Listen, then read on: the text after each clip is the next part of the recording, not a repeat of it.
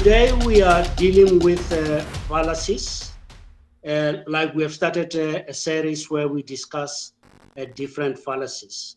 A fallacy is where it's a misconception when a person thinks about something, has a belief, but that the argument that the belief is based on is faulty.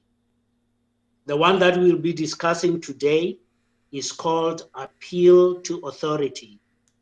This fallacy occurs when somebody argues that a claim is true simply because an authority or an expert said so, without providing any evidence or critical reasoning to support the argument.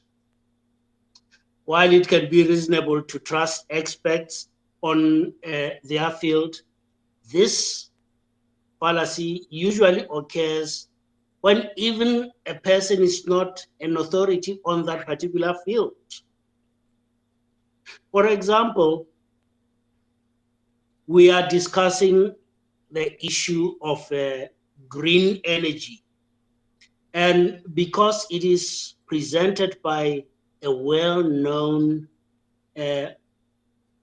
anchor personality on TV, then a person says, yes, there is the need to do green energy. And when you ask why, he says, because Spiwe Dlamini said so. You know Spiwe Dlamini? Do you know Spiwe? Then it is based purely on the authority of Spiwe Dlamini. Maybe Spiwe Dlamini is well known. He gets accolades the way that he presents on TV. Another example can be when a person talks about a diet. There's this diet that is good that people should follow. And the person saying it is a professor. When you ask a person, why should we follow this diet? Because Professor so-and-so says so. And when you check that professor, you find that he's a professor in archaeology. So the person just took because that professor is famous, then it should be followed because he respects that particular professor. Usually, it would be good to say, follow this diet because this is how the body works. And the body needs this and this and this, talking about nutrients.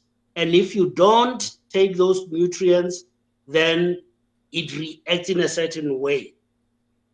So to avoid this particular way, then that is why this diet is recommended.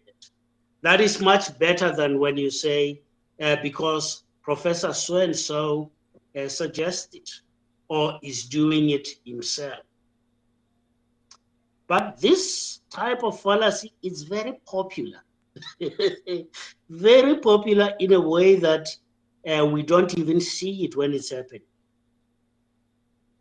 If I say to you, you should not fornicate. And I say, why should I not fornicate? Then you say, the Bible says so. What do you want? The Bible says so. You know, the Bible is a book of authority. You see, here, it's not a problem of whether fornication is good or bad. But the reason why is it based on just the Bible, not on the consequences that come when you fornicate, you see? So appeal to authority skips the premises that the conclusion is derived on. It just goes straight from to the conclusion. And because the premises and other things, this person thinks that they've been done by that authority that they trust, then they don't look at them. But the problem with this type of thinking is that you'll be vulnerable because you'll be listening to things that are not correct sometimes because you did not check them. For you, it is enough if that thing is said by an authority. Let's think of another example. Somebody says, yeah, there's no problem in taking slaves in a war situation. And out of those slaves, even having concubines from it or sex slaves, it is fine. And you say, no, that is not morally good. You cannot keep a slave.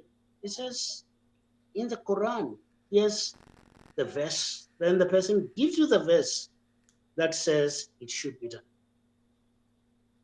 So is it logical just because the book that they call holy, that has authority in that particular space says so? Or should we look at the logic of it, how it affects other people, whether the values that are important to humans are being addressed or not? So these things are very important so that what we say is logical, that our argument is tight, and we are not just uh, relying on the authority of the sources. When we look at arguments, it is important to see that they have different parts. Usually an argument is a claim that we make. But why do we make that claim? That claim should start with a premise to say, because of this and this, a premise can be one or they can be many. Because of this premise or premises, then we reach this conclusion. But then when you use appeal to authority, you don't look at the premises that are in place. You go straight to the conclusion with the strength that is based on the person that has authority. Maybe that person is a what do you call celebrity, a famous person, sometimes a beautiful person, a strong person, and just because this person appreciates those qualities and they think that what they are saying makes sense. No, we don't look at things like that. We should look at whether that person with authority, whether they followed the proper premises and use those premises. Don't use that it is said by them and just jump into the conclusion. When we go to the Bible, there are many issues that are purely based on authority. And that authority, we have dealt with one when we said it can be done because it is said in the Bible. But sometimes it is done because a person says, God says so. Why is this particular issue supposed to be done? Because God says so. But we know that even that is an assumption. That person is not certain that God says so. Just because that person takes God to be an authority, even without knowing whether God exists or not, then they will be making a lot of decisions based on because God says so.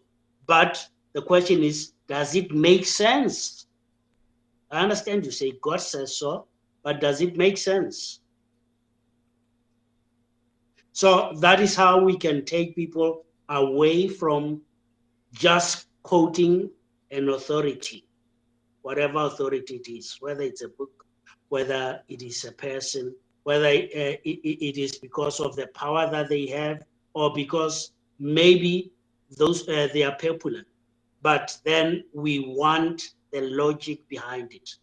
not the appeal of the person saying it, or maybe the respect that the source has. We will end here, and this is a series. We'll be giving other fallacies as we go on. Thank you.